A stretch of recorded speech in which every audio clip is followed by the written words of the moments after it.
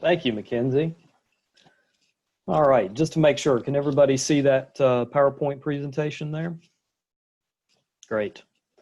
So I'm Chris McKenzie. I work for Grow Appalachia, and that's a program of Berea College. I'm here with my colleague Matt Wilson today to talk to you all about crop planting for small-scale mixed fruit and vegetable operations. So I want to thank McKenzie and the Kentucky Horticulture Council for having us here today to talk to you all. It's an honor to partner with that organization. They do a lot of good work, and I'm really pleased with the this Farm to School project. I think it's going to be really impactful for farmers and for the region. So thank you all. I also want to recognize that Matt and my work is funded through the Kentucky Ag Development Fund through the Governor's Office of Agricultural Policy. So we want to recognize them and thank them for their funding and support.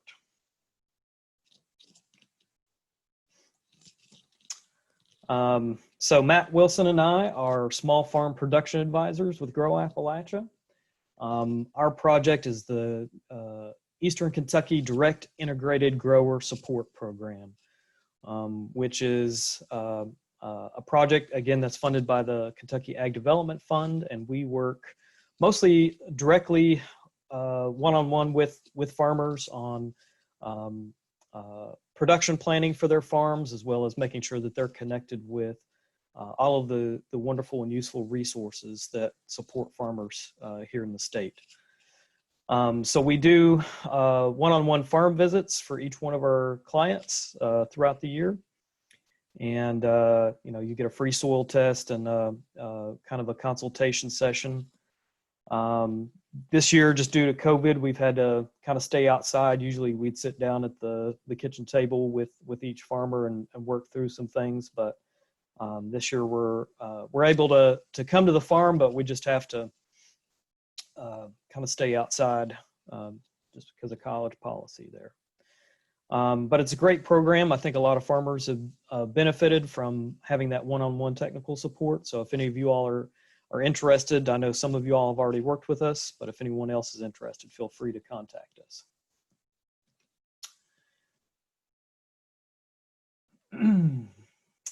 All right, so getting into it, what is crop planting, right? So you're probably already doing it. It's, you know, just the process of planning where things are going to go, when they're going to happen. But I think most of us can improve the way that we do it.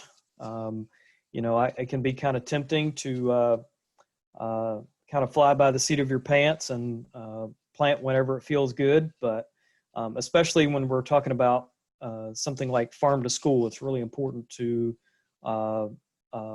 plan well in advance and have a good crop plan. So crop planting involves laying out what to grow, when you're going to grow it, how much to grow, where you're going to grow it, how you're going to grow it, and perhaps most importantly, how much you expect to make, right? So that's going to be a big part of our discussion today.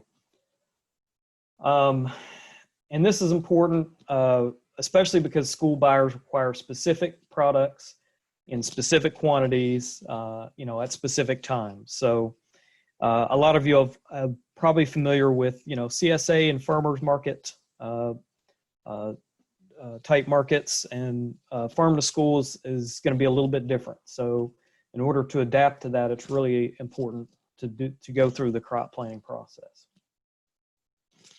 Timing is going to be critical. You know, a school contract is going to want specific things at specific times. Quality and quantity are going to be important. So they're going to want to know that they're receiving, you know, the amount that they need, and also in a, you know, things like that are going to be difficult for them to keep and work with. So that's going to be important. And season extension is critical, right? Because of the time of year that most schools operate, spring, fall, and winter, that's not peak production for a lot of the things that we grow here in Kentucky. And so using things like high tunnels and low tunnels, greenhouses can be really beneficial to producing for schools here in Kentucky. And planning is going to ensure mutual benefit between the farmers and the school. It's going to ensure that the school gets what they need at the time they need it, and it's going to ensure that you all are getting the prices that you need for your products, and that you have an understanding, with the school about when things are needed. There are some key questions that we should consider before we start the crop planting process. And I think the first one really should be, how much do you need to make? I think this is a pretty critical question to ask ourselves, and should guide the process no matter, what market you're growing for. All of us, are probably very passionate about farming, and that's, we're probably not farming because it's the most lucrative thing that we could possibly be doing, but it does need to pay for itself, and it needs to make us money and allow us to continue our farm. So bearing that in mind, we need to understand that, gross profit is not the same as net. So we've got expenses that have to come out of that. So your true profit is going to be whatever your revenue is minus your expenses. So that's an important thing to keep in mind while we're thinking about this. In market gardening in the U.S., the profit margins are between, and this is a big, wide average, between 20 and 45%. I think probably here in Kentucky, we're looking at more of the 20% in, just because most of our markets are rural. And so, for every $100 in sales, you might earn, $20 in total profit. So if, for example, you're trying to replace, or emulate a salary at $30,000 per year, at an estimated profit margin of 35%, which would be pretty high, that would mean around $85,000, $86,000 in sales. So that's a pretty significant amount. And if we break this down by markets,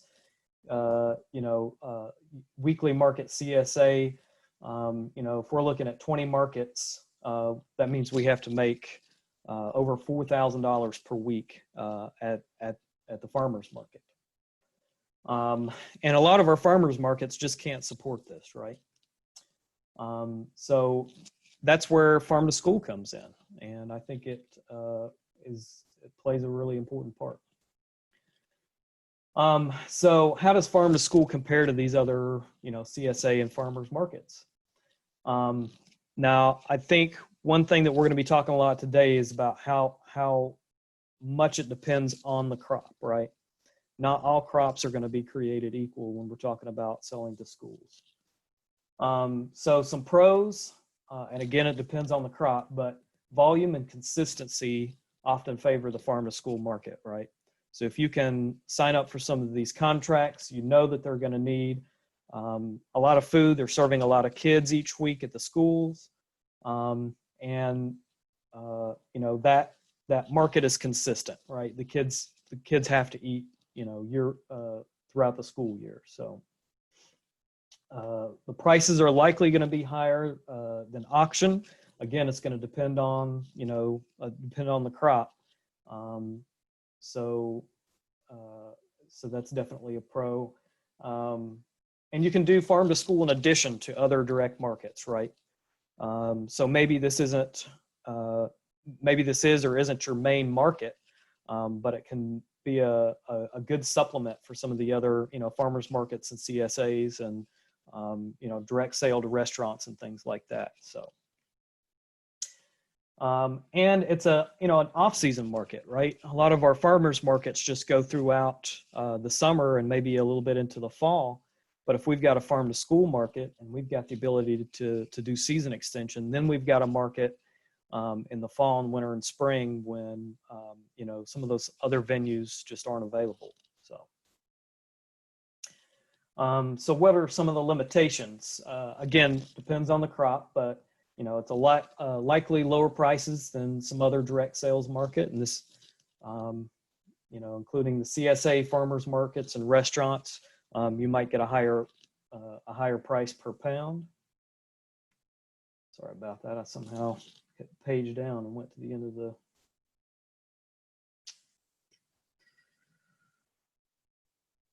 There we go. And only certain crops are going to make sense, right? So again, based on what the school is willing to pay and what we can grow well here in Kentucky and specifically on our farms, right? And it may require some additional infrastructure and planning to meet the volume and the timing and you know, the post-harvest and processing needs, right? So some things to consider, you know, if you're going from a farmer's market model to farm to school, you know, make sure that the logistics are in place. You know, especially if you're growing something that needs to be refrigerated, you're going to have enough refrigeration to handle the kind of volume that you'll need for the school, right? And also, especially if you're scaling up, do you have the land and labor to support that, right? So that's definitely something that we all need to consider.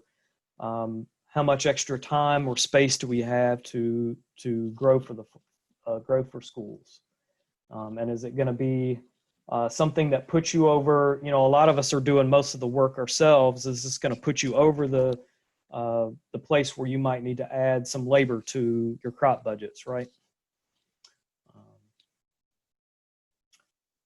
So what are crops that can grow and fit your market and fit your growing system and make some money?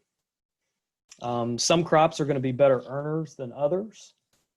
We call these kind of high value crops. And for farm to school in the 3 counties where we're working, we kind of took a look at what the schools were willing to pay, and these are some of the things that kind of came to the top of the list here. So cherry tomatoes looked like there was a reasonable price per pound. Bell and snack peppers possibly, which bell and snack peppers grow pretty well in Kentucky, as do cherry tomatoes. A lot of us are already growing those. And then potentially salad and lettuce mixes, especially for, you know, our cool season windows, right? So we need to consider inputs, you know, fertilizer, seed costs, everything else like that. Labor, you know, even if we're not paying somebody to come harvest, you know, we need to factor in our own labor and time. Hopefully you all won't be growing a crop that's, you know, paying you $1.50, $3 an hour, you know, in terms of labor. So we need to be tracking our labor and considering that an expense. The amount of space used, right? You know, even if schools need watermelons, you know, does it make sense for some of our smaller farms to grow a space-intensive crop like that? Post-harvest, you know, especially when we're talking about lettuce and salad mixes, there's some additional steps that go into washing and packing and keeping things cool. So that needs to be a key question for your crop planning process. And these should all be considered in addition to the price point you're getting, right? So even if we find something where the price per pound is higher, you know, is it going to cost more to produce that crop? And so that's where some crop budget come in, and we'll talk a little bit about that here in a moment. So we've talked about the what is crop planning and why it's important, and now we're kind of dive into what does this actually look like, right? What are the tools and components that you need to create a crop plan? So the first one I want to highlight are enterprise budgets. So I know for diverse mixed fruit and vegetable production for like farmers markets and CSAs, this can be a little tricky to do, right? Because we've got 10 different crops, and it's going to be hard to be, tracking sales from crop to crop and things like that. But when we're doing farm to school and we've got larger volumes of fewer crops, this is when enterprise budgets can really come in and make a big difference. So this is a enterprise budget sheet example from the Center for Crop Diversification from the University of Kentucky. And it's showing, the costs involved in production, and, as well as what we anticipate being able to make on the other end, right? And so this allows us to plan ahead, and before we even ever buy the seed, figure out, do we have the potential to be profitable with this crop under these particular circumstances, right? So it's going to be important that you don't just take these at face value. These are meant to be taken and altered by the farm to make it fit your farm and the way that you do business and produce. And so it's important to download these and put your own information in to make sure that the number that it spits out directly relates to the reality of your situation. Another key piece are calendars and reminders. A lot of the things that we do for our farms have a temporal or time component. Things need to be planted at certain times, harvested at certain times. We need to be thinking ahead even before that about when we buy supplies and materials, especially during COVID right now, right? We've seen a lot of, things like fertilizer and seeds selling out really quickly. So it's important to get ahead on those things. But you need some way of tracking, the specific dates of the tasks that you need to perform to be able to harvest that crop on time for the school market. It's a way to lay out your plans for the year by dates, and something to help. You also need something to help prompt you to do things, right? So if you can put things into a calendar all you want, but unless you're seeing that on a regular basis, or you've got alarms or things like that set, important tasks may pass you by without them being completed. So. And these calendars can also be really useful for record keeping. If from year to year, we should be trying to track things that worked well and things that didn't work well. And so, did this planting date work last year to meet this deadline? So being able to go back and look back at our calendars and figure out where we need to make adjustments is important.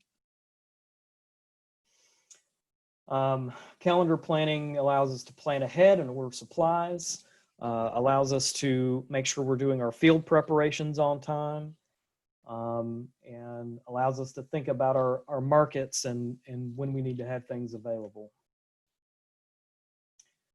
It allows us to plan ahead and plan for each season. So for example, in the fall, where we're at now, soil testing is a critical activity, so we can know how much nutrients to apply for the next year.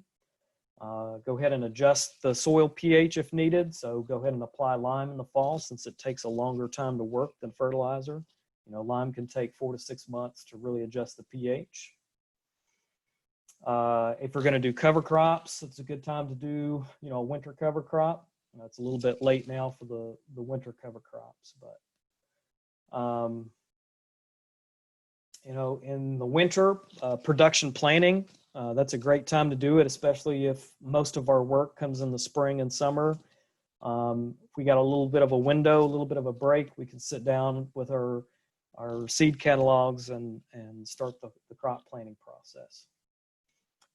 This is also a time when seed orders can take place. Go ahead and order fertilizers, greenhouse supplies, irrigation supplies, pest control supplies, all of these things that we need to have on hand to have a successful season.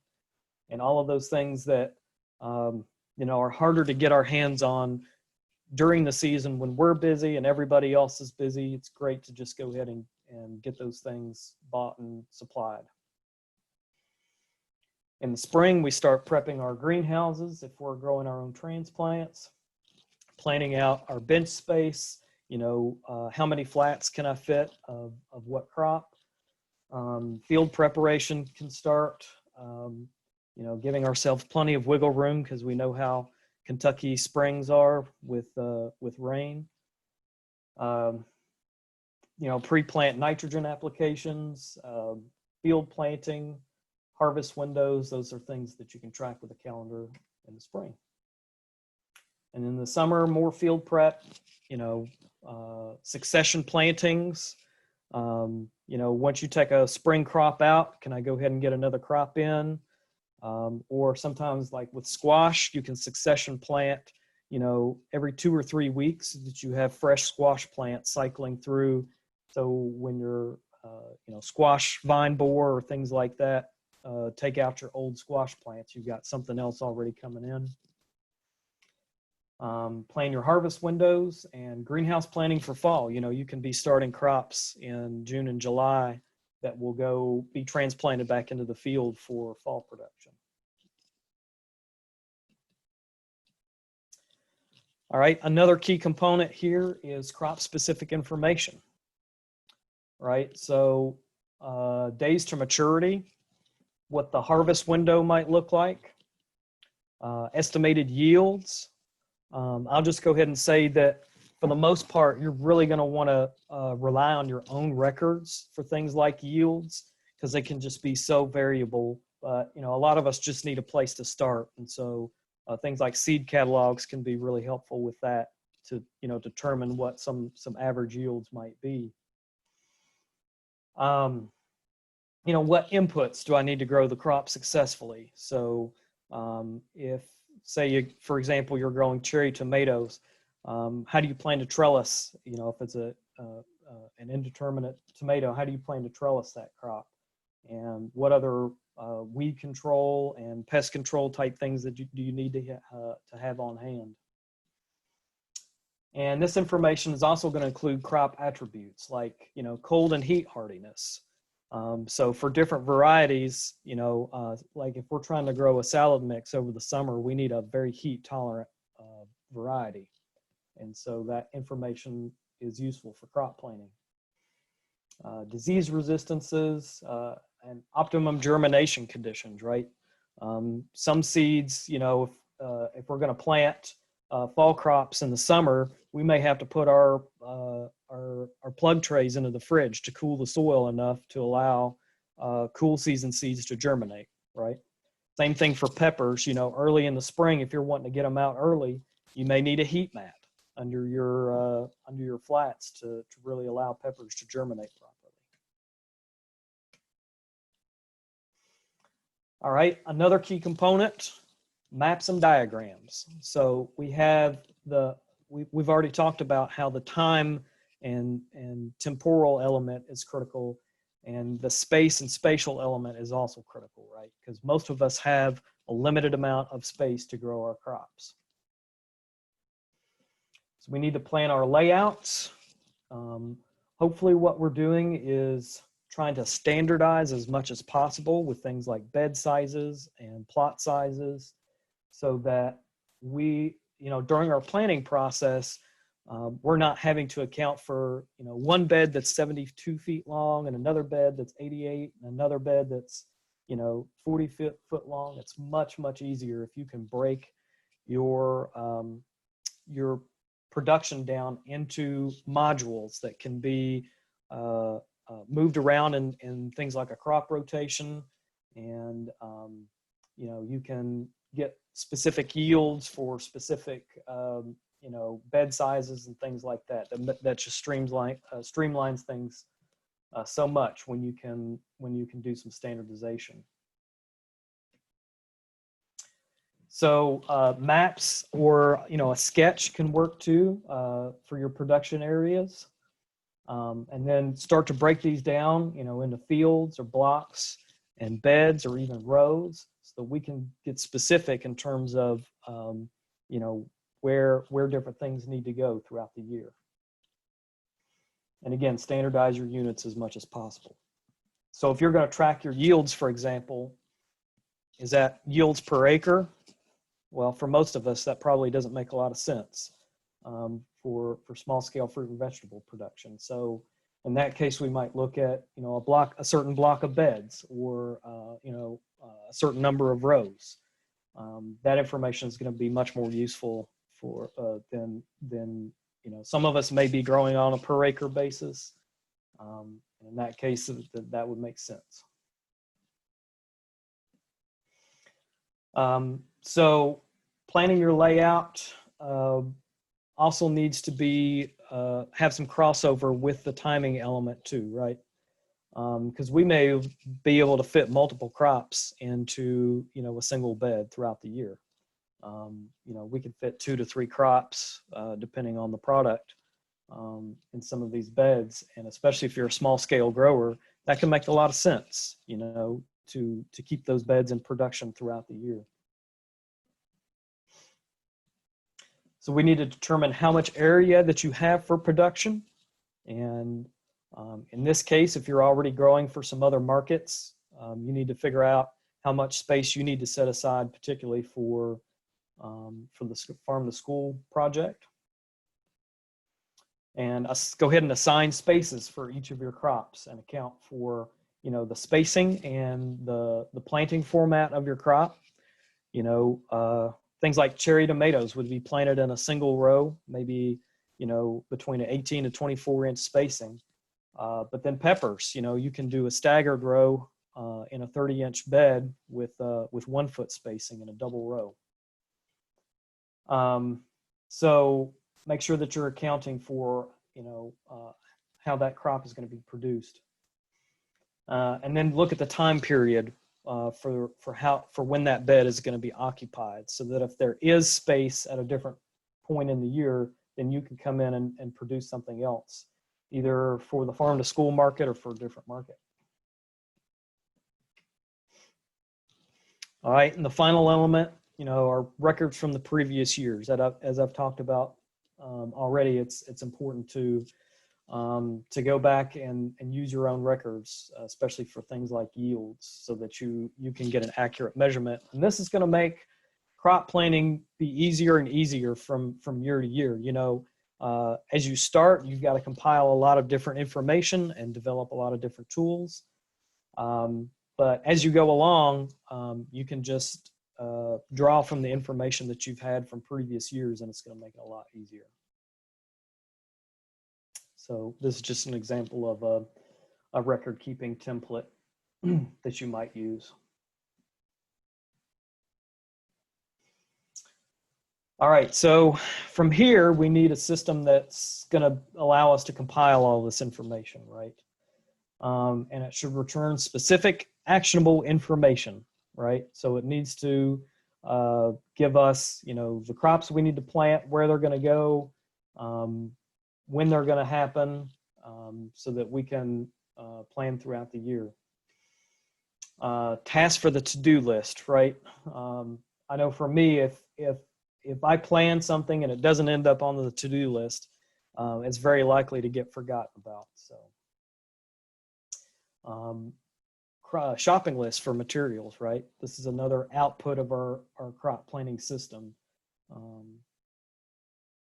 so that we have everything that we need. Now, there are a lot of different systems out there, and I'm going to talk a little bit about those, but we encourage you to use a system that you're comfortable with, and that you're going to use and know how to use well. And make sure the information is easily accessible. So, if it's something that you have on your computer, but you may be out in the field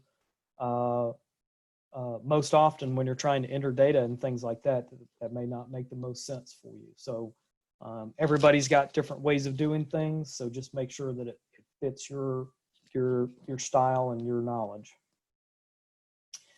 And then try to create habits around checking and updating the crop plan. You know, if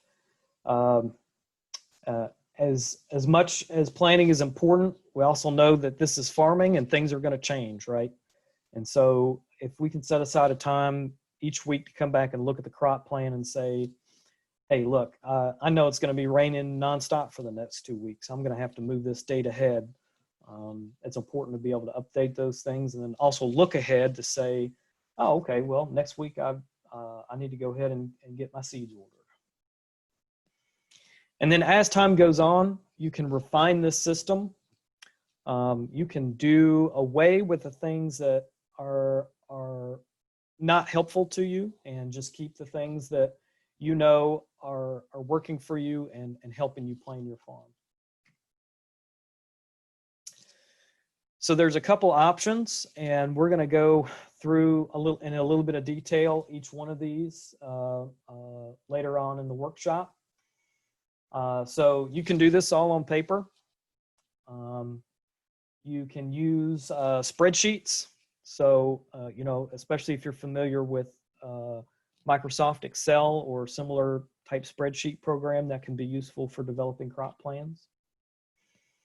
Might look a little something like this. You know, if you needed to, you could use graph paper and a calculator, but spreadsheets are really nice because, you know, you can design the fields to auto update as you enter information, right? So you can calculate dates, numbers, attributes, things like that in Excel, and it does all of that automatically for you. And then there's also specialized software to help you with crop planning, and we're going to go through a little bit of a demo of one of those, but there are some different options out there for small-scale fruit and vegetable growers. And probably a lot of us are going to be using a little bit of a combination, right? And that's okay. Some things are going to be best done on spreadsheets. Some might be best done, you know, through paper records. But the trick is just trying to limit the spread of information. You know, if you know, for myself, if I've got a dozen different things at a dozen different places, it's easy for me to lose track of things. So as much as possible, I think it's good to try to centralize that information and keep it close to you. But again, there's no right answers. Each one of us are going to have a different way of working through things, so do what works for you. Paper is going to be simple to implement. You know, all of us have those supplies and are ready to go with that, but it can be difficult to compile or duplicate from season to season. So that's where a spreadsheet comes in handy. And as it gets more complex, it's a lot harder to track a lot of this information with paper. So Matt and I have developed some worksheets for doing a crop planning process on paper, and we can share those with you all through McKenzie and the Hort Council. And I think Matt plans to kind of work through a few of these further on in the workshop. Spreadsheets, you know, Excel, Google Sheets, Open Office are pretty adaptable to different situations. They can be made more simple or complex, and it's easier to duplicate, right? You can just go in and copy and paste a new spreadsheet for the next month. And so it's a lot easier to do than a paper template. And you can, you know, use functions like search and compile and then print the data if needed. Some software examples, Garden Planner is one, and we'll send these links out to you all as well. This one's pretty good for small growers. It's about $30 a year, which is pretty affordable. Looks a little bit like this.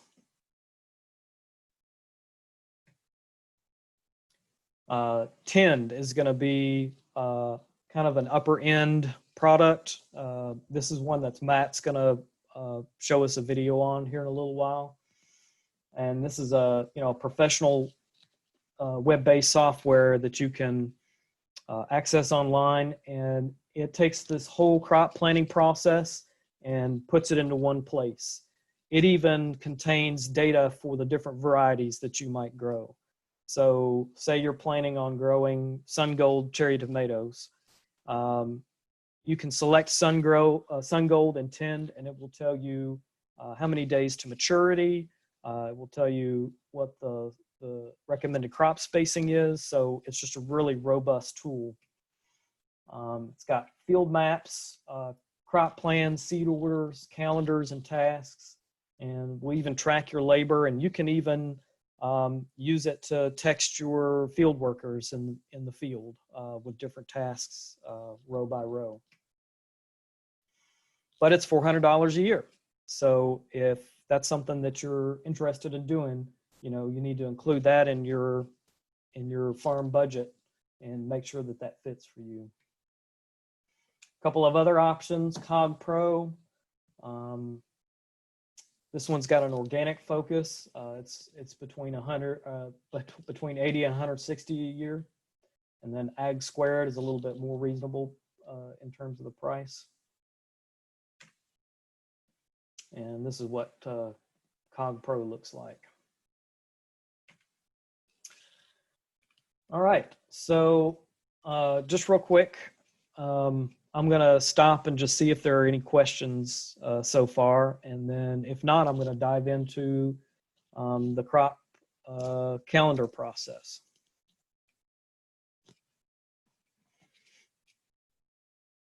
Anybody got any questions before I move forward? All right. Sorry I went through that so quickly. We are going to get down more into the details as we go along here. So, all right.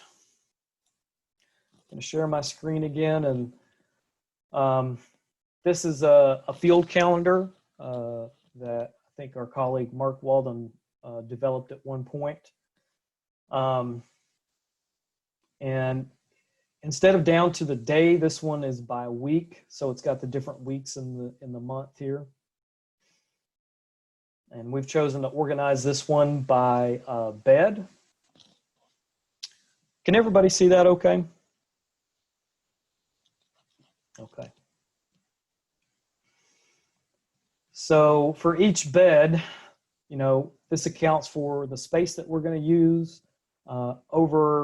over the length of time in the season, right? And then for each, so for this top row here, I've labeled it field. So this is going to be what's actually going on in the field at that particular moment in time. And then these other two rows are the supplemental activities that may need to happen. So let's start with an example. We might need, we're going to use the example of a crop of cherry tomatoes. And we might need, school market might be, middle of September, right? So we can go ahead and drag that over there for our target harvest for a school, right? Now, from that, we can start working our way back. So the first thing I'm going to drag over here is our harvest, which, some of us might think it would go right behind here. But really, if we, in order for this to make sense, we probably need to give ourselves a little bit of a head start here so that, because our first harvest probably isn't going to be, the harvest it needs to be for school type volume. So if we can give ourselves enough wheat for the cherry tomato plants to really start producing and give us enough for what we need, that's just going to help in our planning process. So from there, we know that the particular variety of cherry tomatoes that we're growing takes 60 days from transplant to maturity. So we can go ahead and plug this in, right? So we've got 60 days, which means that the latest date that our transplants can go in is that first week in July here. So now over here in the activities, we can go ahead and put in transplants. Because while the transplants aren't going to be in the field, it's still something that we need to plan for, and it's taking up space in our greenhouse, right? So we're growing those transplants. Now, before we transplant out, we need to make sure our beds are prepped. And it's not going to take, that many weeks to prep our beds, but, in some cases we can have rainy weeks that might shut us down. So we do need to give ourselves a little bit of time, maybe more like 3 weeks, to make sure that the beds are prepped and ready to go, that fertilizer is applied. If we're going to be using manure as fertilizer, we know from a food safety standpoint that a crop like cherry tomatoes needs 90 days before the harvest date to be able to apply manure safely. So from here we can count back 90 days. So we've got 60 days where the crop is maturing, all right? So we need to find an additional, 30 days so we can plug manure in back here,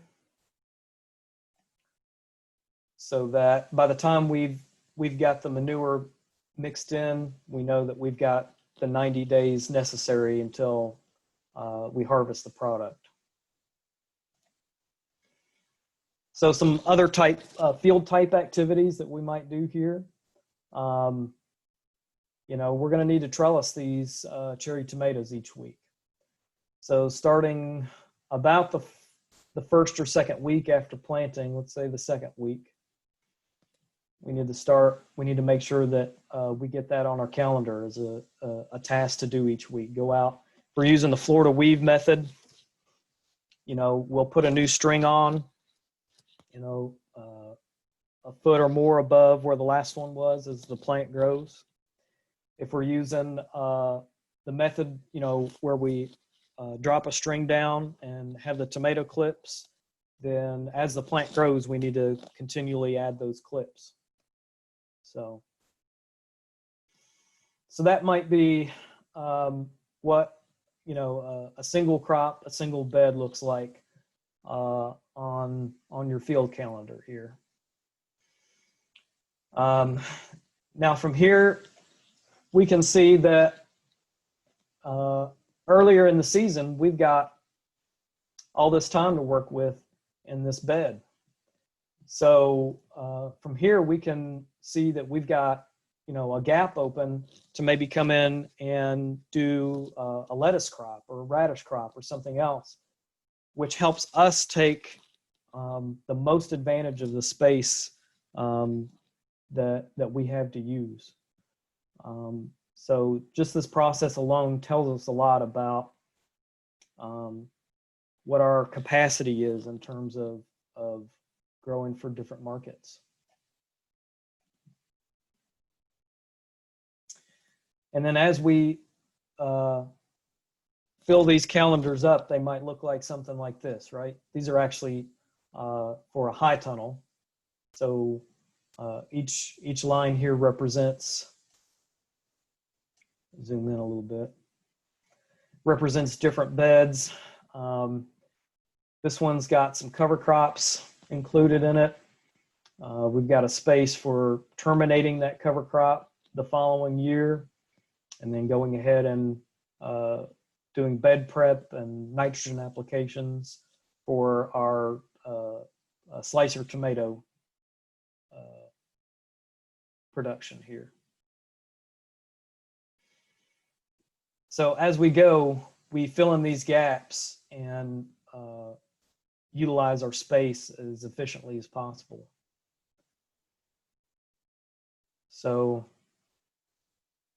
the end product is probably going to look a little bit more like this if we're savvy about how to use that open space. Now we will share these tools with you. So you can get through McKenzie. We'll share our files for these, and you can take them and of course feel free to adjust them, do whatever makes sense for your farm. These are just here to help. And if you do end up going with a software like Tend, it's going to do all of these things automatically for you. So you won't have to worry about this. But this could act as your your calendar tool for crop planning. From here, you just need to figure out what are the prompts that you can set up. So is it a matter of checking this crop calendar each week and then setting alarms on your phone? Or maybe some of us are using an Outlook calendar and we can transfer this information over to our Outlook calendar so that we get the prompts that way. So, just be thinking about how to take the information that you put in this calendar and make sure that it gets done throughout the year. So, all right. I'll stop sharing my screen here and just take any questions before we move on.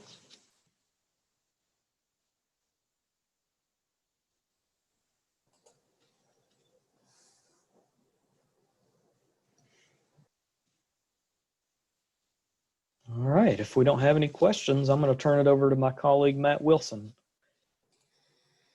Hi, everybody. Y'all hear me? Great.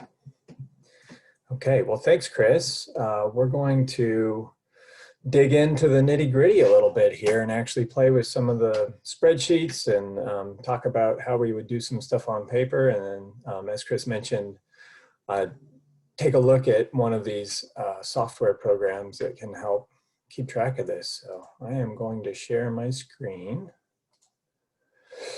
We're about halfway through, so there's a kitten to kind of reward you for making it through this rather dense topic here. Okay, enough of that. I'm going to be showing a kind of a walkthrough for an Excel spreadsheet. So this again is the Microsoft product. You can use Google Sheets if you don't have Excel. Google Sheets is got almost the same functionality and is free. This worksheet we will make available. You can download it and use it, modify it as you want. We do have some formulas in here, so you'll have to unlock those sheets if you want to change the formulas. A couple of notes: this particular Excel is set up so that certified organic producers can generate the paperwork they need from it, and for their record keeping, that's something that they have to do. So some of this stuff may or may not apply to you, but what you do have to do here is on this first sheet, and this is the full worksheet, but I'm going to be zooming in here just so that y'all can see a little better. So bear with me as I scroll. But this is, there's different tabs across the bottom that are these sort of different parts of the worksheet. So we'll start here right on the fields master sheet. And what you have to do is just put in some of your field names. And the reason is it'll auto-generate those field names for the next step. So I'm just going to say, let's say block 1, and this can be whatever field name you have. Come on up here and put in whatever years you are working on. So this middle one here is for the current year, and we'll change this to 2022. And again, some of this is for the organic paperwork. So I'm not going to go through this whole thing, but let's say we had last year. This year we've got greens, and next year, or let's see, this year, 2020. Let's do, corn. We're going to do tomato, and next year we'll do greens. You can pick if you're organic or conventional, how many acres or square feet here. So let's say this particular plot's 5,000 square feet. I'm not going to fill out the rest of this because, again, this is kind of part of the organic paperwork. I will just quickly, for those of you that might be certified organic, this is part of your organic system plan, your OSP. What that's going to do then is generate these printable farm plans, right? So what we just put in got transferred via formulas into the paperwork that you're going to have to submit. And so there are printable, you know, buffers and all that kind of stuff that if you've done your organic paperwork, you know what I'm talking about. So I'm not going to spend any more time on that, but let's just say we've got a block 2. This is back at this first worksheet we were working on, block 3. And okay, so this crop plan tab is really where the magic happens. This is the actual planning part, and this is gonna be where we do most of our work in this worksheet. The reason we had to put those those field names in here is we've got a drop-down menu. And so we'll pick whatever, you know, block or field we entered. Sometimes you have to scroll back up if you don't see it. So if you don't see it there, that's why. For this example, we're gonna be doing cherry tomatoes. That's one of the things on the list of potential crops for the schools. So we're going to work through that as an example. Let's see. Let's do one called Sweet Treats. This is, let's see, stabilize my mic. Why don't I just take my mic out? Is that any better?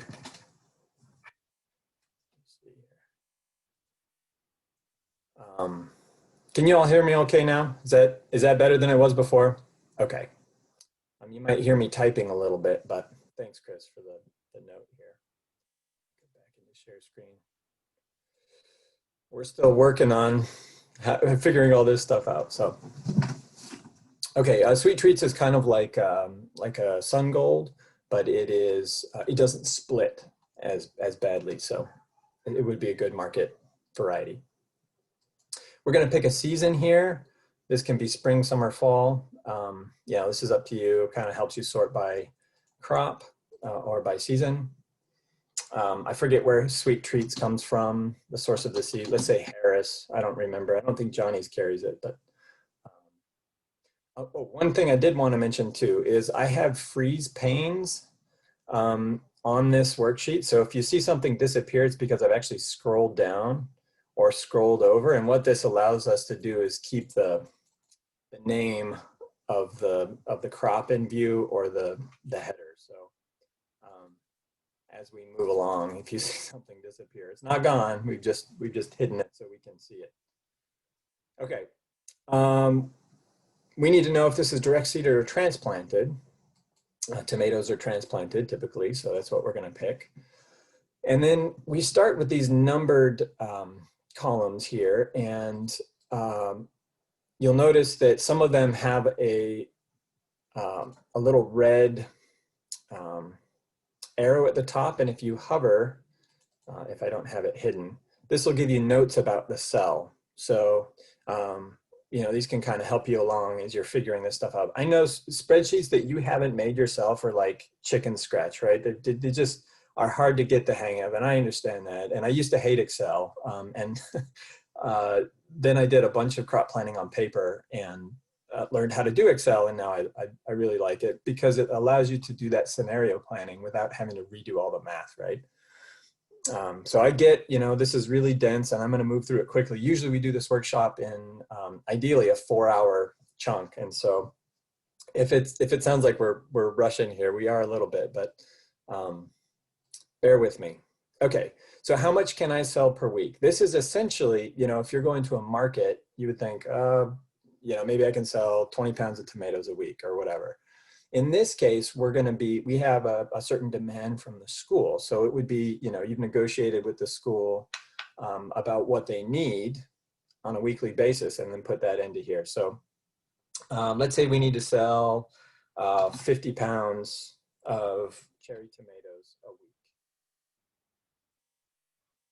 The units here, you just put in pounds. You know, sometimes we sell things in bunches or, you know, each, right? So that's just so we know what we're talking about. You can put it here too.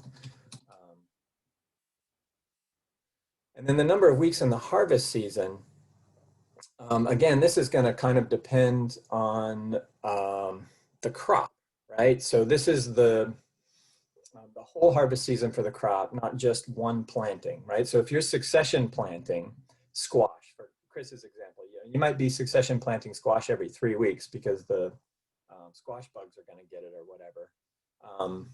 But that one, you know, you want to put in the number of weeks that you plan to harvest this for the season, not just your succession plantings. Does that make sense?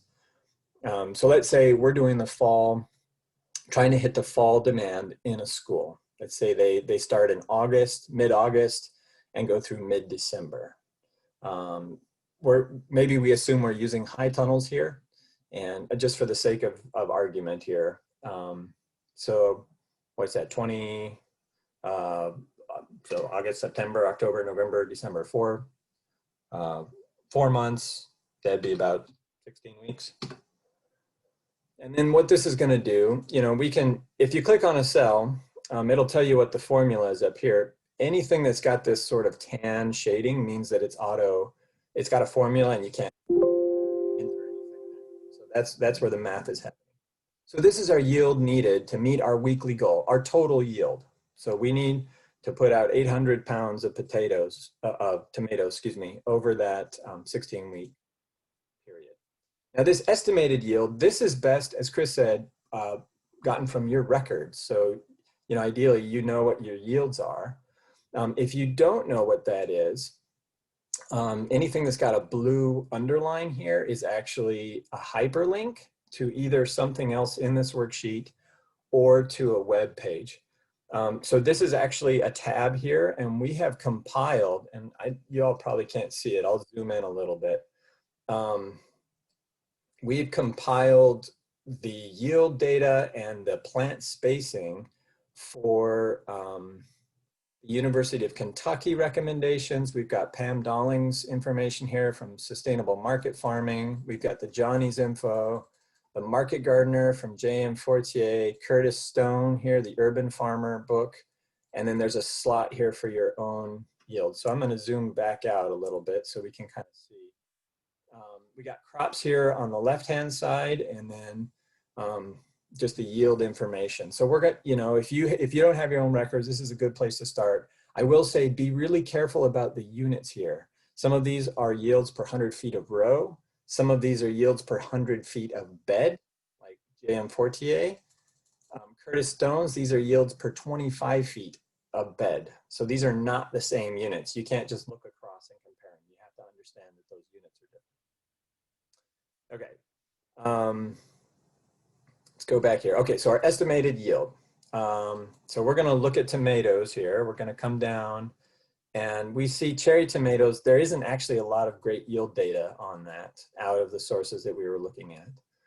Curtis Stone's got 180 pounds per 25 feet of bed. That's pretty high. You know, maybe if you're just starting out, you estimate maybe half that yield or something. So let's say, for the sake of argument, 100 pounds for a 25-foot bed. If you click this red button, it's going to take you back to the worksheet we were working on.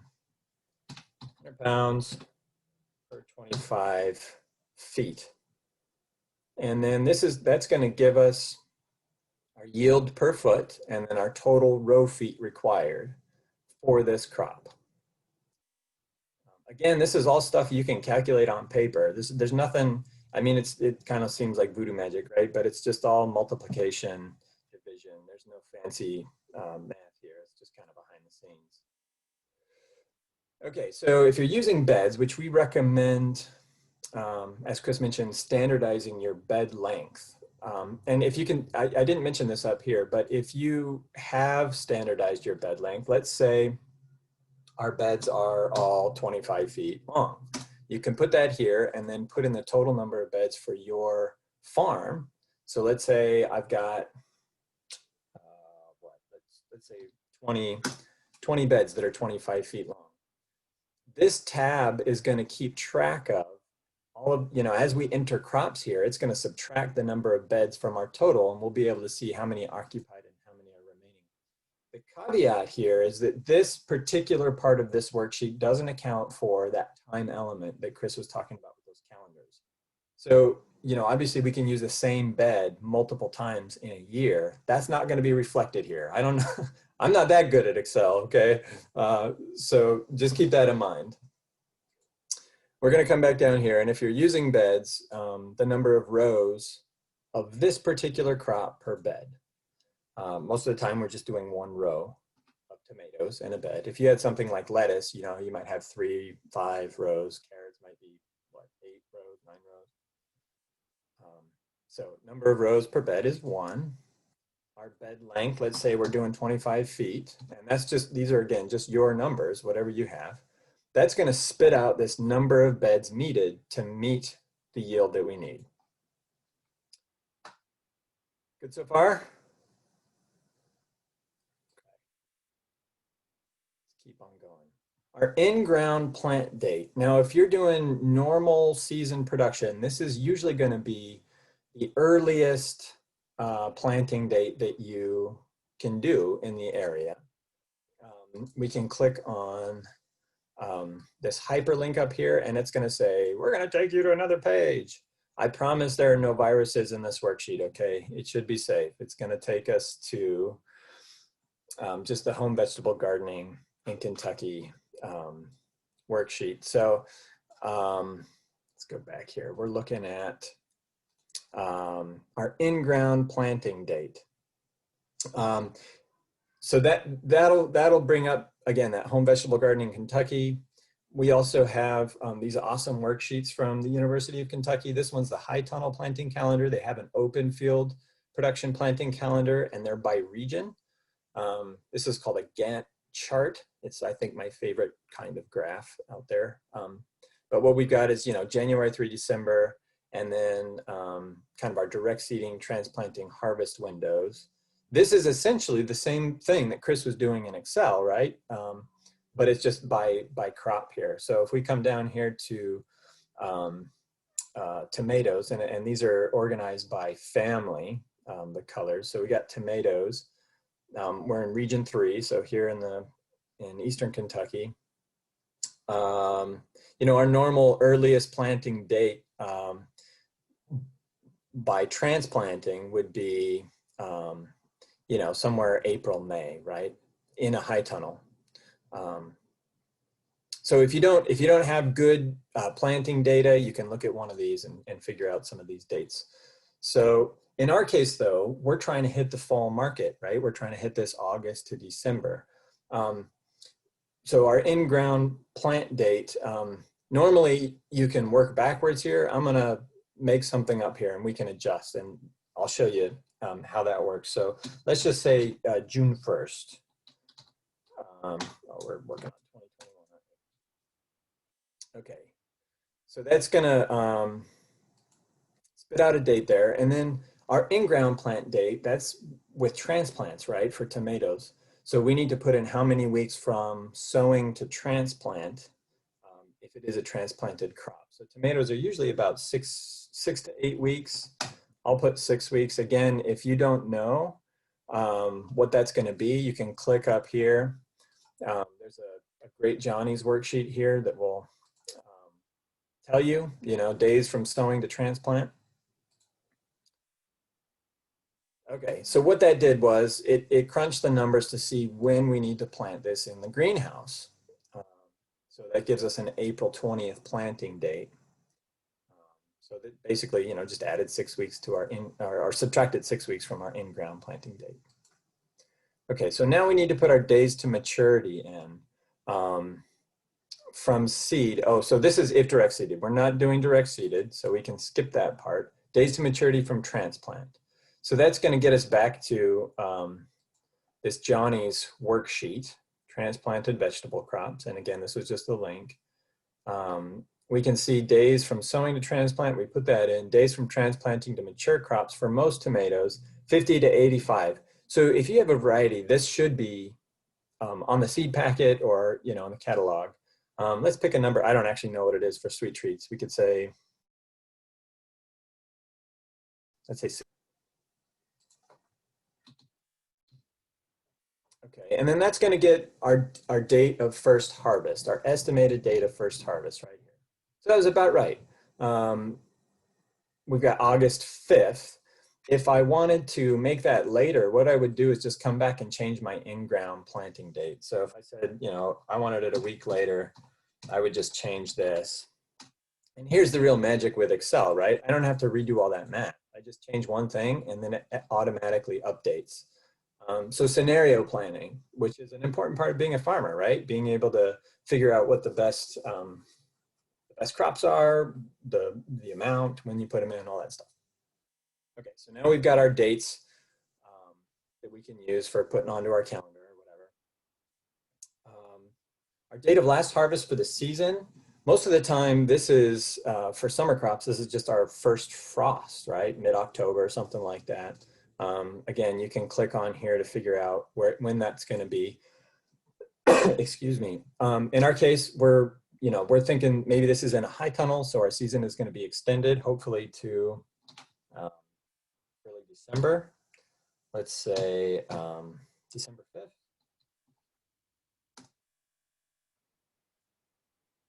And then our weeks between succession plantings. Normally tomatoes, if they're disease-free and they're indeterminate, meaning they're the ones that keep growing, you just have one planting. Some producers will plant even tomatoes in succession, just so that as some get older and maybe, you know, blight or different things start to knock them out, they've got some younger plants to go. I'm not going to put any succession plantings, and I believe it says leave blank, right? Leave blank if you're not doing succession planting. Okay, make sense so far? We're getting there. Hang in there. Okay, so now we talk about some of the details of planting, spacing between the rows. You know, again, you can click here back to our yield worksheet. We can come down to tomatoes. Tomatoes and cherry tomatoes are essentially grown in a pretty similar way. So we can look at maybe our spacings here. So we're looking at 24 inches, 36 inches between our rows. If we're using the bed system, maybe the Market Gardener is a better reference here. 9 inches between plants, that's pretty tight, but 1 row per bed. You know, again, this is going to be something that's based on your records. Let's say we're doing 18 inches between our rows. Between our rows would be 48 inches. This is, most of the time when we do a bed, we do 4 foot on center. That's for a 30-inch bed, and then an 18-inch path. So it'd be 4 feet on center. Spacing between our plants is 18 inches. And that's going to spit out our plants per foot of row and the total plants needed. So this is where we get into, you know, calculating our greenhouse space and our seed needed. Here we can put in our extras that we are going to plan for. So, you know, if we need 133 plants to go in the ground, we need to plant a little bit more than that in the greenhouse. Some of that seed's not going to germinate. Some of it's going to be puny, and, you know, you toss it out. So normally, you know, you might overplant by 20 or 30%, especially if the seed is cheap. Let's say 20% we're going to plant extra. So that takes this 133 and turns it into 160. That's the number of plants we need to start in our greenhouse for the amount that we need. We can put in the germ rate of the seed. For transplants, it doesn't matter that much. 85% is a fairly typical germination percent. The number of seeds per cell in the tray, if we're transplanting. So some seed, you know, let's say 1 is what we're going to end up with. If you want to tweak this, you know, a lot of times something like lettuce, you're going to do more than 1 seed, or beets or whatever, more than 1 seed in a cell. If you want to over calculate the amount of seed you need, you can put 2 in, or, you know, 1.5 or whatever. But This is going to give us the total seeds needed. We're almost here, and then the number of greenhouse plants per flat. So this is, you know, assuming you're using those sort of standard 10, 20 trays in your greenhouse. So how many cells per tray?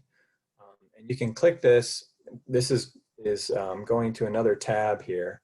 This is right out of The Market Gardener by J.M. Fortier, and he's got the cell, you probably can't see that, here we go. The cell flat, so this is the number of cells in one of those 10, 20 trays by crop, the number of flats per bed, so this is pretty useful.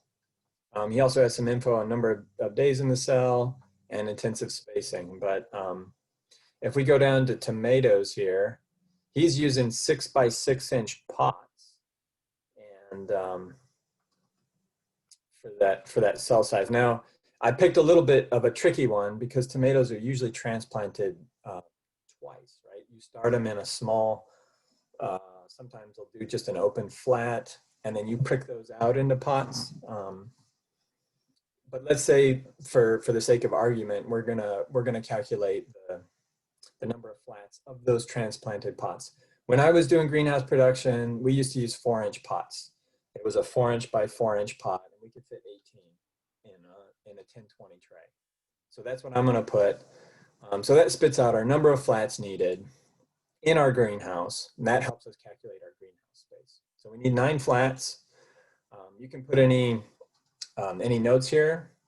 So we would maybe say prick out of open flats 2 weeks after sowing, something like that. And that'll end up, you know, if you print this out, that'll be there. Okay, so that was that was a real quick, let me zoom out here. We just worked our way down this line, right? I know you can't see that. Those are all the details for a single crop that you know, you're likely gonna need. And that was a lot of work, but really you only have to do that once per crop, right? And then after that, next year, you can just copy and paste. You can come in and tweak your yields or your spacing or whatever. And the great thing again about a worksheet is it's gonna auto-calculate all the rest. So you can work your way down through your crops. And once you have those in, it can, you know, generate your seed lists, greenhouse lists. So I'll just briefly take a look at this. So it's pulling off of the worksheet we just filled out and filling that in here. So now we can print this greenhouse and plant list. And, you know, we got it by crop variety, number of flats, tray size we had, seed needed, seed source.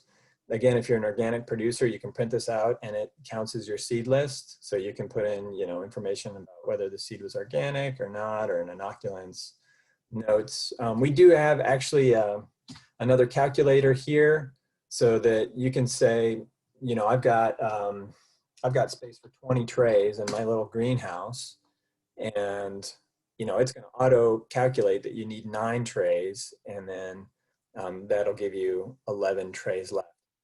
Again, with the caveat that this is not in any way accounting for the time element there, right? So these are only going to be in that greenhouse for 6 weeks. You might have some crops that are only in the greenhouse for 2 weeks. So your capacity is not actually 20 flats, it's 20 flats for a snapshot of time, right? Does that make sense? Be careful there. Okay, I'm going to take questions now. I'm about to jump into budgets a little bit, but I know that was like a whole lot. You know, maybe cat picture again. Take a breath. And I'm going to stop screen sharing for a minute to see if anybody's got questions.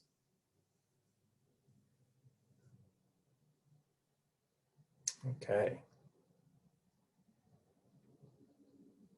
Maybe as I get into the next bit, if you guys want to type out maybe some of the ways that you have been keeping track of or doing your crop planning, you know, paper or Excel or, you know, back of a napkin or whatever. I haven't done crop planting yet. That's a perfectly reasonable answer.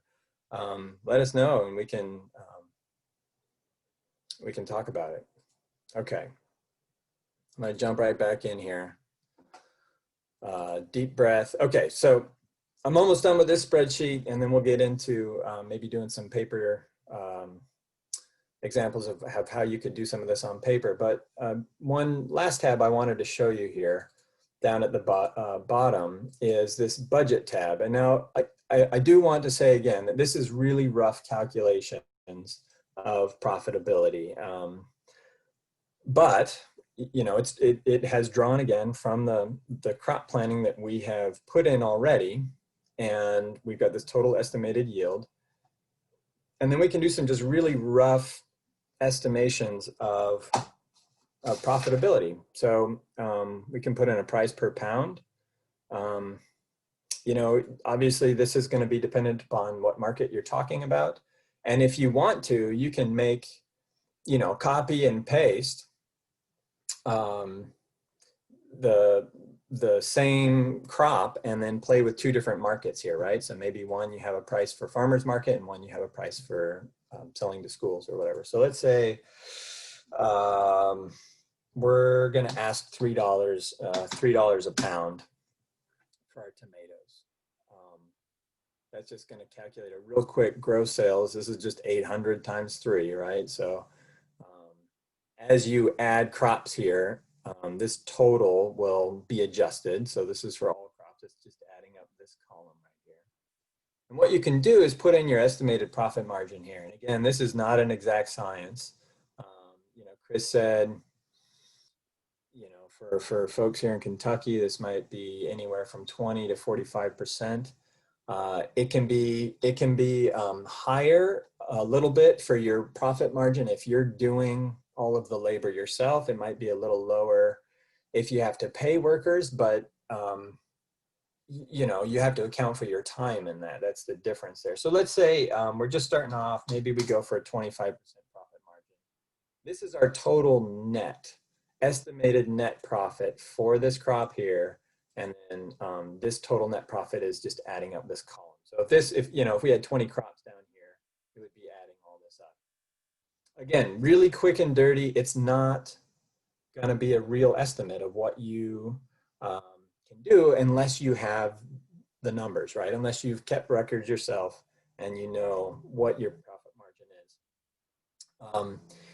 If you haven't done that and you're just having to estimate, we do have, as Chris mentioned, the University of Kentucky's got some small scale vegetable and melon budgets here, and you know, these are freely available to everybody. You can download them. We'll share the links. These are enterprise budgets. So this is taking one crop, you know, green beans here, for 100-foot row, and it's estimating. You probably can't see that. There we go. You know, it's just figuring out your costs and your potential revenue. So it's putting in, you know, yield data, how much you expect per unit. These are your variable costs, right? So things that change with how much you're doing, seed, fertilizer, all this stuff we're familiar with, right? What you need to put in money-wise. We've got harvest and marketing costs here. So it does have labor as a cost. It hasn't put any labor in here for picking beans, which I find a little suspect because that's that's a big part of the labor of beans. You know, boxes, some cooling charge here, marketing costs. Don't forget your marketing costs, and you know, interest and things like that. And so then, you know, we've got some totals down here. The return above variable costs. And then we have our fixed costs. These are the things that don't change with the level of production, right? Your tractor, your barn, those you're gonna have to have paid for no matter how much you grow, right? So taxes on land, insurance, some of that stuff that are just fixed. They're not changeable based on how much you grow. We got a total expenses line here. We've got returns to operator, labor, land, capital, and management. What that means in layman's terms is your profit before you get paid. And then here, operator and unpaid family labor, they only estimate 2 hours here. you're paying yourself or your family 15 bucks an hour. This is what you can expect to take home. Your returns to land, capital, and management is your theoretical profit. Now, again, one thing that you have to realize about these UK budgets, and maybe we can go down to the tomatoes one, because that's what we're talking about, is a lot of times they've accounted for labor in the cost, the variable labor. So this would be accurate if you're paying somebody to do the harvest. So here, hired labor, I don't know if you can see that, highlight it. They're assuming you're paying somebody $1.85 a box to harvest the tomatoes for grading, packing, marketing costs. You know, that may or may not be something you pay somebody else to do. It might not be, it might be labor, it might be, you know, advertising, it might be a website, whatever. Hauling. I mentioned that just because if you're the one doing the labor and they've got the labor costs up here, then your calculation down here is actually going to be a little bit inaccurate because they've accounted for the costs already. So this isn't your take home. Your take home would be a little bit higher if you're doing that labor. So you can make adjustments to this, and you know, these are all, there are, again, formulas in here, but you know, you can come in here and change things based on how you would do it. You know, change the cost of your fertilizer, your stakes and twine, you know, if you're doing Hortinova, whatever. I encourage everybody, if you've never done enterprise budgeting, get your hands on a copy of these. They have them on paper too. You know, you don't have to do this in a worksheet. It's really nice in a worksheet, again, because you can play with stuff. So here, let's say we come in and we're looking at transplant and staking labor, and we change this to, well, what if I get somebody who's really good and it only takes me 8 hours, right? Then it's automatically updated, everything down the line, and you can just come down and look at this. If you did that on paper, you'd have to recalculate all that. You'd have to, you know, get out your calculator and punch it all in again. So again, scenario planning is really cool with Excel, with the ability for it to do the math, right? So enterprise budgets. Again, as Chris mentioned, this is not something that you're going to do for all 25 of your market garden crops if you're doing a CSA, right? You're not going to have time for that. But when you're looking at something like school sales, where you might focus on 3, 4, 5 crops, and you've got significant investment in those crops, you might want to run an Excel budget, an enterprise budget on those to really see, hey, if, you know, school's going to pay me $3 a pound for these tomatoes, is it really going to be worth it for me? Can I do it for that? You know, or do I need to negotiate up and ask for a little more? Or maybe they're, you know, not, maybe, you know, the schools are used to paying a huge produce vendor what the open market pays for produce. And so, you know, they might be buying carrots for 85 cents a pound. Well, you might not be able to grow them for 85 cents a pound or whatever. So the only way that you're going to know is to have your own data, to make some estimates, and, you know, to keep records. And I know that's not fun to hear. Nobody, you know, like I said, or like Chris said, nobody got into farming because they like crunching numbers on a spreadsheet, but it's an important part. It's an important part. Okay. I'll stop sharing for a second. Any questions on that? Okay. I'm just going to dip real quick into what that might look like on paper. We're back at the cat. Can't have too much kitty pictures. So again, we've got this on paper. This is just a, you know, I've got it in a PowerPoint, but this is we've got paper versions of this, and it prints out so that you can fold the thing in half, and you know, got the directions on one side and the crop on the other. This is, and it matches the spreadsheet by number. So this is exactly the same thing as we just went through in the spreadsheet, except you have to do the math. So, you know, you're putting in your crop, the year, picking spring, summer, fall, where you got the seed, how much you can sell per week. no matter if you're doing this in a program or on paper, you're still going to have to figure out the same information, right? Number of weeks in the harvest season, total crop yield, all this stuff. We're using the same resources of information, sources of information. We're making the same assumptions, all that. The only difference is you're putting it in on paper and you're using a calculator to do the calculations. Hey, Matt, we can't see your screen. I don't know if you wanted us to, but. I did. Yeah, sorry. I didn't share my screen again, did I? I'm just, apologize for that. How's that? Can you see it now?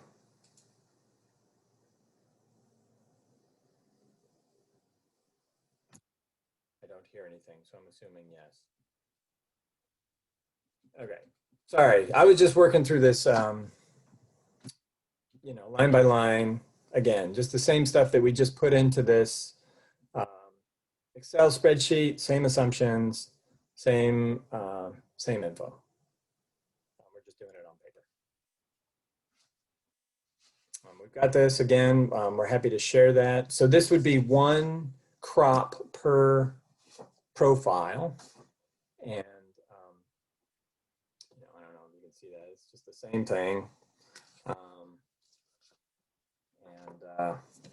You can keep your notes. I kind of like this because it's a different shape than a normal piece of paper, and so it kind of stands out in a stack, right? You can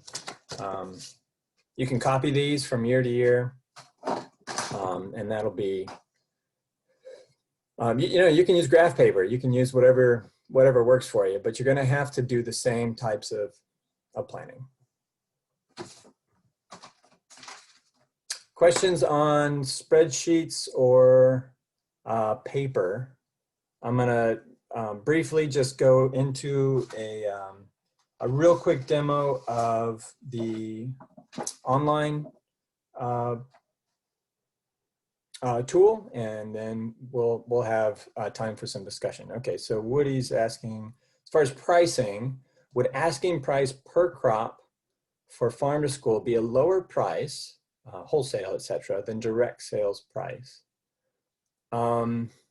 McKenzie can probably answer this better than I can, but it probably is going to be lower than what you could get at like a local farmer's market or CSA. It's probably going to be somewhere in between that sort of wholesale auction price and what you could get at market. But McKenzie, do you want to speak to that a bit? Yeah, so kind of like Chris was mentioning earlier, it really depends on the crop, which is why like Chris and Matt and I chose tomatoes, lettuce, and green peppers as kind of our examples, because those are the ones that are closest to like the price that you would get at a farmer's market or an auction. Those are like the ones that you can make the most money on, versus like carrots, what the schools are paying is pretty much not even doable for farmers. So you certainly will be getting lower than direct sales, like at a farmer's market, or at least in most cases. And I also work at a farmer's market, and knowing the prices that they're getting, it's definitely going to be lower. But that you have the benefit of knowing that you get a consistent market. Like they might buy tomatoes from you for 3 months. And Arthur asked, where are you getting school prices? So I got a whole bunch of data from Whitley County schools, and then I compiled it all. So it was based on what they were paying last year, and I figured out the averages of what they were paying, which obviously is very variable because the prices that they pay is kind of like the market price. And so in the winter, they paid more for tomatoes than they did like in the fall or the spring. And then that's just kind of, Matt and Chris and I kind of looked at those numbers to try to figure out what were the average prices that were really doable for farmers. And that's how we came up with tomatoes, lettuce, and green pepper. But I think there are other crops too that farmers can do that are doable, but those are just the ones we chose. And I think that the prices that Whitley County Schools has been paying are pretty consistent with all the schools, because all of the schools down in that area are in an education co-op, and they all buy from Gordon Food Service because Gordon Food Service has the contract. What are some examples for tomatoes? So let me pull up my data and I can kind of show you guys really quick. Is that okay, Matt? Yeah, yeah. Okay. I'm thinking that one sheet that I sent to you all would be interesting to everybody. All right. Let me share my screen.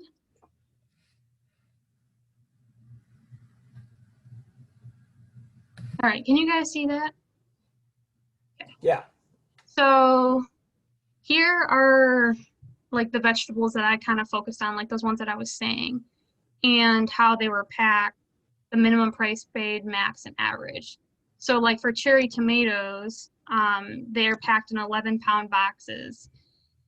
And the minimum price that they were paying was $18.72 for 11 pounds. The max price they paid was $42.32. So obviously that's a really big variation. So the average price that they were paying per pound was $2.57. But you know, that's also, they were paying a lot more than that when it was the max price. And so over here, and I can send you guys this information if you're interested, you can kind of see the monthly breakdown of what Whitley County was buying. Grape tomatoes were a little bit less. They were paying about $2.08 a pound. And then you can see like green peppers, they're paying $1.75 a pound. For romaine lettuce, it was $1.45. That's per head though. And for salad mix, $1.79 average per pound.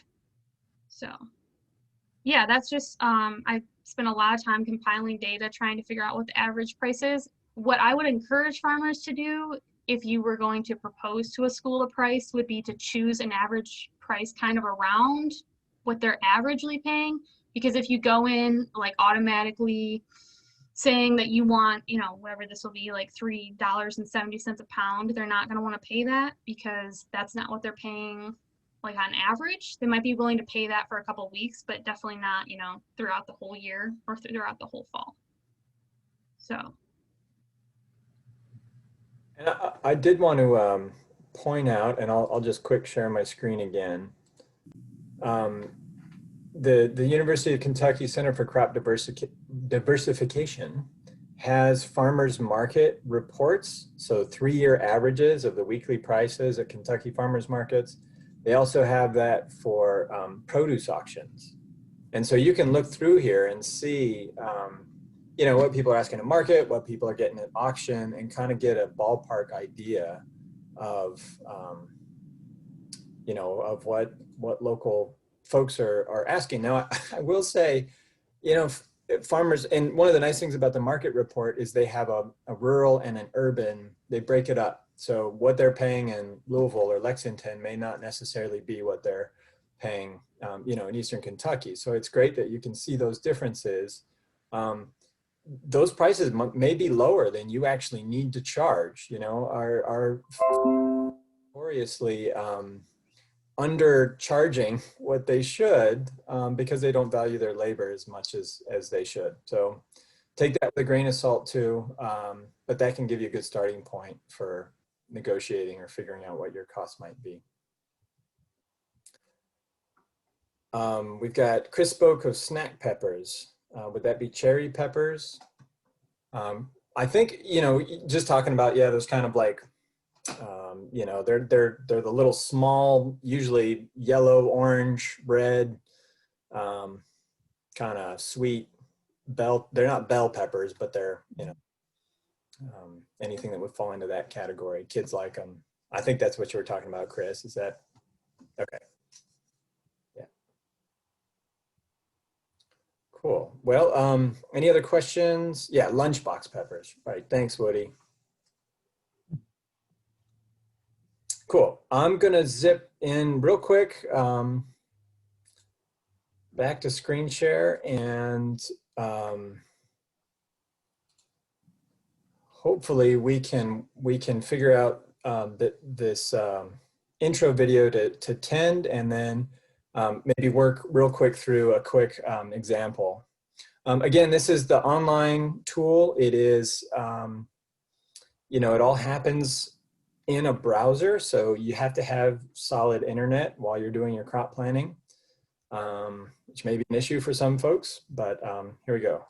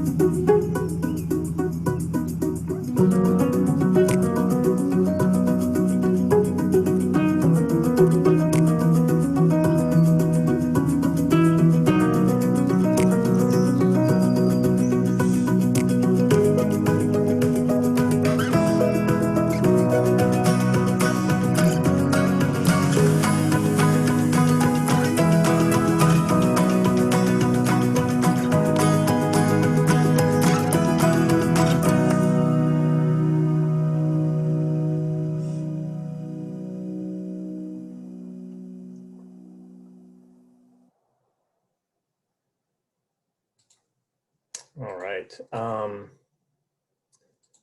to figure out how to, the bar for the getting into here was blocked by the other thing.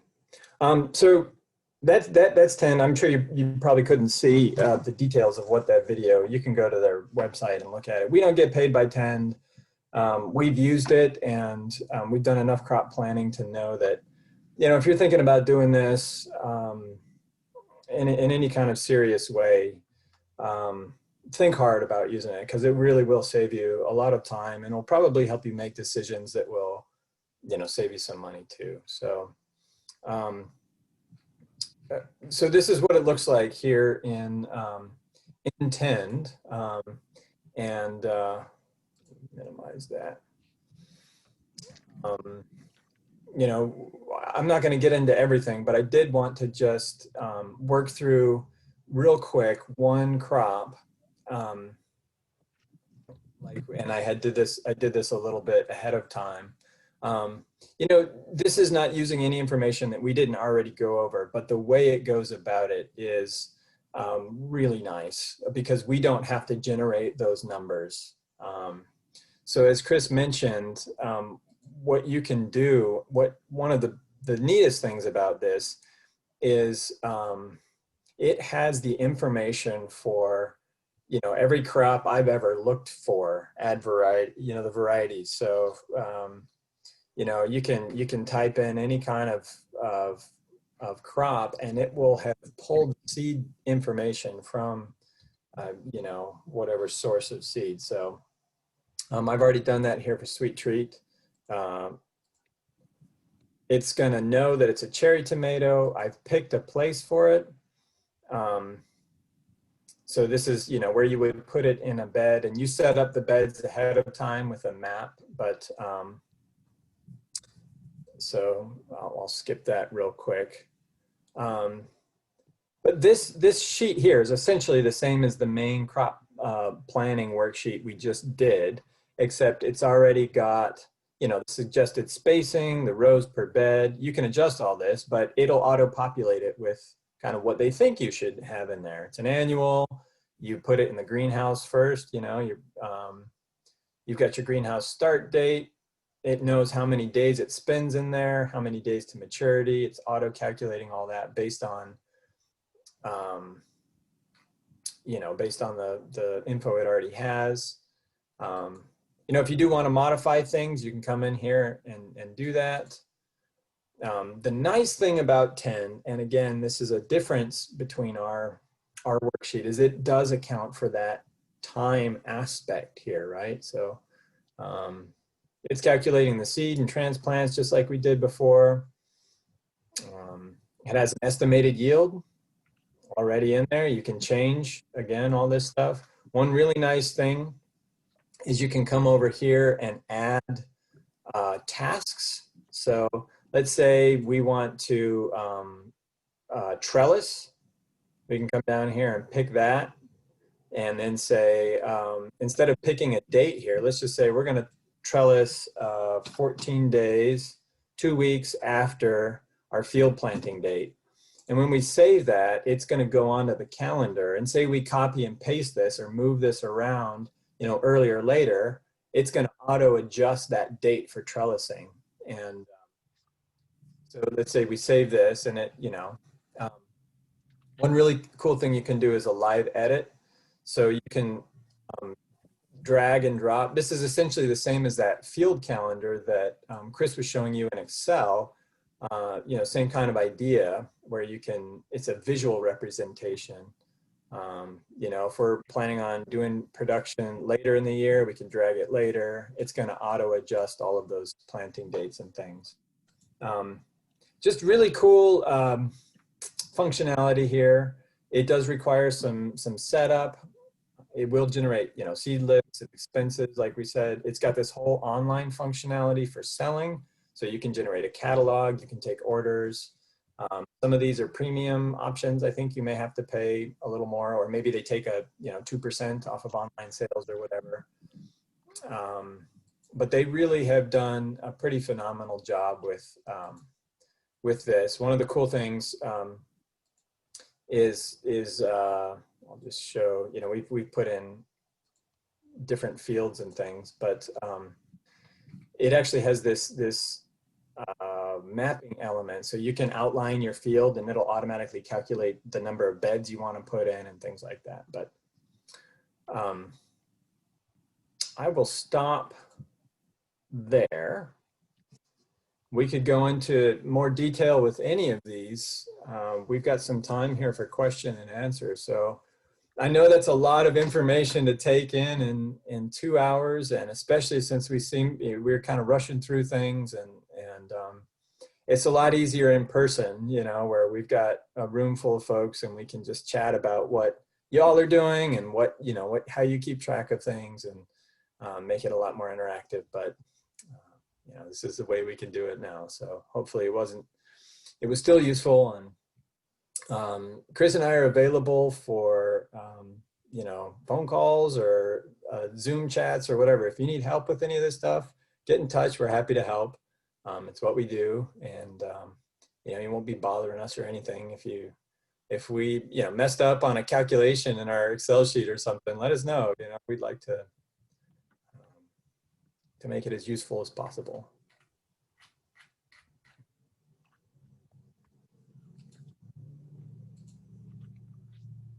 Will the links be emailed? Yeah, McKenzie, I think we'll get the links to you, and if you could get them out to folks. Yeah, we'll do that. And I'll put their emails and phone numbers in there, your guys' emails and phone numbers in there, and my contact information and all that. So yes, we will do that. Perfect.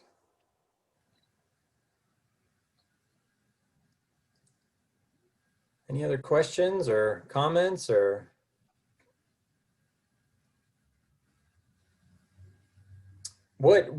Maybe fears, you know, does this stuff scare you guys? I know that Excel spreadsheets can be pretty intimidating. So if it just seems like, oh, this is too overwhelming, you know, any kind of feedback would be great. Steve asked, do we have data on what other schools are using produce wise?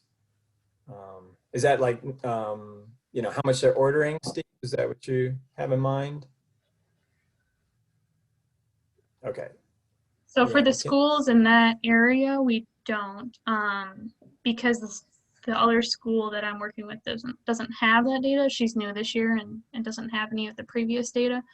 But I think the Whitley County schools is kind of like a really good example, and you can always scale down based on the size of the school. But you should be able to, I mean, they are required to keep track of that information for the USDA, for the reimbursements that they get. So if there's a school that you're interested and you're talking with them, they should be able to get you that information.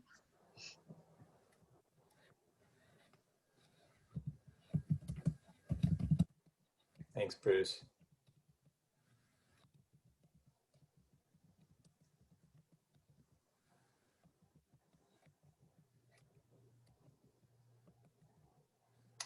Woody says, great information. Now I'm wanting to expand to farm to school. Where or who would be a good resource for starting? So I would say if you are in Knox, Laurel, or Whitley counties or around there, to contact me, because that's kind of what our whole project is about. And you all probably have gotten emails from me, and you should have my email, but I'll drop it in the chat box too. And I can definitely like get some information to you and help connect you with people. And we're in the process of planning for next spring and fall. So if you're really interested, definitely contact me so I can talk with you. And that's what I've been doing a lot recently, is talking with individual farmers. And Sherry says, do you contact the school for this program or extension office? So I would say, again, contact me. You could contact the school, but the hard thing about that is it's almost better to have like a liaison, honestly, in between like the school and you, just because, especially right now, the schools are already so overworked. You know, they have a lot going on. And so I already have some of those connections in the school. So, and I can connect you. And I will drop my email in there right now.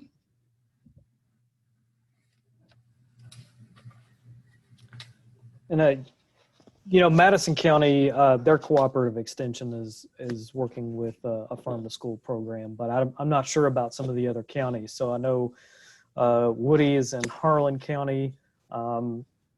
Woody, you're welcome to contact extension and see if they're working on anything farm to school related. But a lot of this is pretty specific work where some counties have gotten grants, kind of like the Hort Council has to work with farm to school. So it's just going to be a case by case thing. Yeah. And if you're not in one of the counties that I'm in or in Madison County, you can certainly contact the school yourself. And it definitely helps if you know the food service director, because you can build that relationship with them. That's really an important piece. You have to find your way into the school, which is not always as easy. Stacy is in Whitley or is talking about it. Yeah. Stacy White. Yeah, he is helping out with our farm to school program too. So you can contact him as well. I know McGoffin has also done some farm to school work in the past. I know a couple of growers that have scaled up for farm to school in McGoffin. So that might be another option.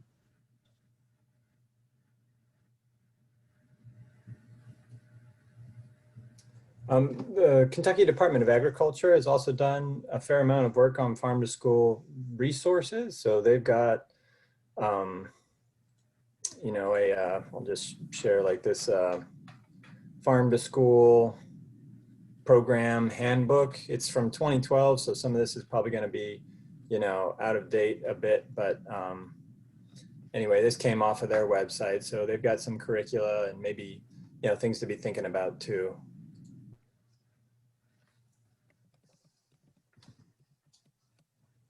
Yeah, and if you haven't seen our Intro to Farm to School webinar, that goes more into like the details of selling to schools and not necessarily just Whitley and Knox and Laurel, but I did that one about a month ago, and that's on our website, and you can watch those, and that can kind of teach you a little bit more about like how you would sell to schools, how to deliver them, and the different procurement methods, because schools have to follow certain rules in order to buy produce or any food for that matter. And so that presentation goes into a little bit more about that. And if you have any questions, even if you're not in Knox, Laurel, or Whitley counties, you're more than welcome to contact me about that. Any grants for farmers to do or get started for farm to school? I'm not really aware of any. I'm pretty sure that farmers can apply for the farm to school grant through the USDA, if you have like a relationship with the school, but I don't know of any smaller grants that farmers could apply for. Do you guys know of any? Not off the top of my head. Yeah, I think USDA is probably the source for most of that funding, but it's not always very easy to navigate. I know several of the farm to school growers that I've worked with have utilized grants from Kentucky State University. They have a small farm grant program. You can apply up to for $5,000 to scale up your farm. With different things. I don't think there's some things that they won't pay for, like they won't buy a tractor or things like that. But they've been really helpful, especially with like walk-in coolers and post-harvest type facilities, other pieces of infrastructure and equipment to help folks scale up to be competitive at a farm to school level. And you can apply for $5,000 the first time, and then there's a couple of different categories. Like they have a value-added producer category, so you could apply for another $5,000 in a different category for up to $10,000. So that's a pretty great resource. Another resource that you might think about in terms of getting capital to scale up. A again, we'd encourage you to go through some of the crop budgets and make sure that, what you work out with the school is going to be profitable for you. But if you do that and see that it might be, you could get a loan through Kentucky Highlands Investment Corporation. They have a small farm loan program, and that's funded from the same source where Matt and I get our funding from, which is the Kentucky Ag Development Fund. So it's not a loan program that's set up to make money as much as it is just to make capital accessible to farmers. So they loan out up to $7,500. And that you can buy a tractor, you can buy high tunnel, you can buy just about anything with that. And it's just very reasonable rates. It's like 1%, interest only the first year. And so it's a really accessible loan for farmers who are trying to scale up.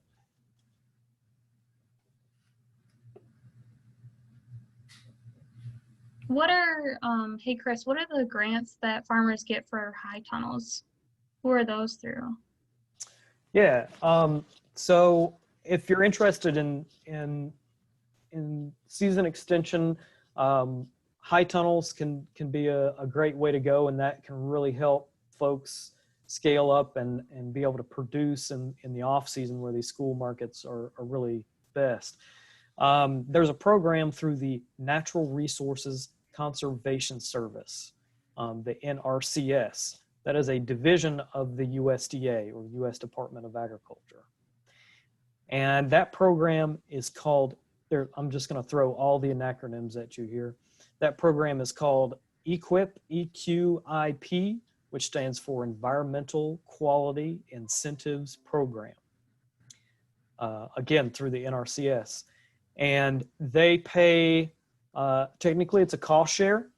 However, we've seen them pay most, if not all, of a 30 by 92 foot high tunnel with installation. And then they have supplementary practices like drip irrigation and water catchment. So they'll help pay for gutters and tanks on the side to catch water from that. And so you can get you can get up to I think it's 2,880 square foot of high tunnel cost shared through them. If you're a new and beginning producer, there's a separate pot of money for that, and so that reimbursement rate is actually even higher. So if you've been farming for less than 10 years, make sure you ask about that pool. If you're in Eastern Kentucky, Grow Appalachia has a special pool of funding set aside through an RCPP project, which is Regional Conservation Partnership Program. And we have a separate pool of funding set aside for high tunnels. Again, you'd apply through the NRCS. So the application process would be very similar. But then that money is set aside for small scale farmers in Eastern Kentucky to make them more competitive in the process. Because, the whole statewide pool is drawing from a lot of people. And I think larger farmers tend to do better on the selection process for getting those funds. So this spring, start talking to your NRCS agent about the RCPP project and whether you can submit an application and be considered for that pool of funding as well.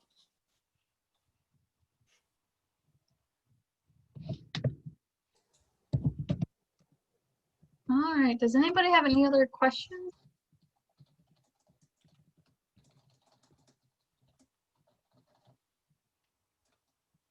Any grants for cooler? I think that, Matt, you said that the KSU small farm grant, right, can be used for a cooler? Yeah, the KSU grant, we've had a lot of producers use it for cool rooms. Yeah. And the installation and all that. If you do that, try to find the insulation used. There are a lot of restaurant supply places or places that you can find that pretty cheap for those insulated panels. So, and cool but's the way to go for sure.